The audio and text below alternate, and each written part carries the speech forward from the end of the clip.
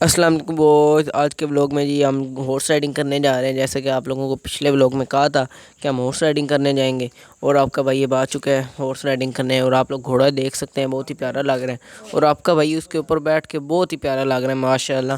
Comment एक बार कर दिएगा माशाल्लाह कमेंट में। और जी आप लोगों को एक बार घोड़े की टोर चेक कराते हैं, बस आप टोर चेक करें घोड़े की।